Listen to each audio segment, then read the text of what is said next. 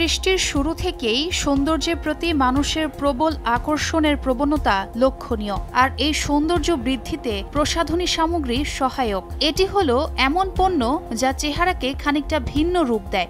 ত্বক থেকে শুরু করে চুল, হাত, পা সবকিছুর জন্যই রয়েছে বিভিন্ন ধরনের প্রসাধনী। বর্তমানে এই প্রসাধনী সামগ্রীগুলোতে বেশিরভাগই যে উপাদানগুলো ব্যবহৃত হয় সেগুলো হলো পানি, তেল, অ্যালকোহল, পিগমেন্টস, প্রিজারভেটিভস এবং সুগন্ধি সহ নানান ধরনের কেমিক্যালস। কিন্তু পূর্বে এসব প্রসাধনী সামগ্রীর মূল উপাদানই ছিল প্রকৃতি থেকে আগত।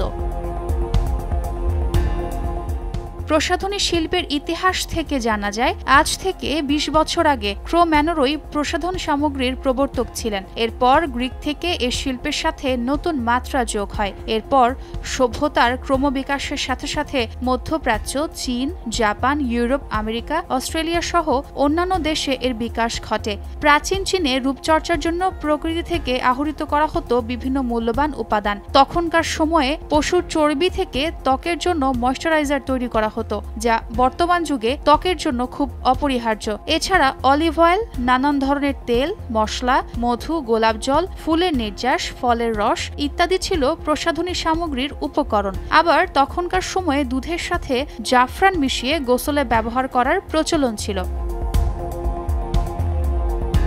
তৎকালীন মিশরে প্রসাধনীর রং বলতে শুধু কালো ও সবুজ রং বোঝানো হতো। তখন মেয়েদের ঠোঁটে গেরি মাটির লাল রং ব্যবহার করার চালু ছিল, আর সবুজ রং তৈরি হতো সবুজ কপার হাইড্রোসিলিকেট দিয়ে। আবার পিঁপড়ের ডিম বেটেও তারা চোখে রং করত।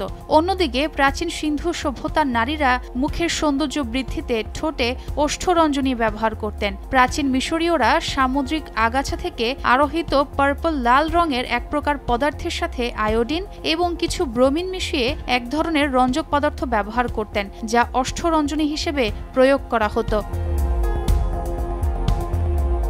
ছোঁয়া খন্দকার, সময় সংবাদ।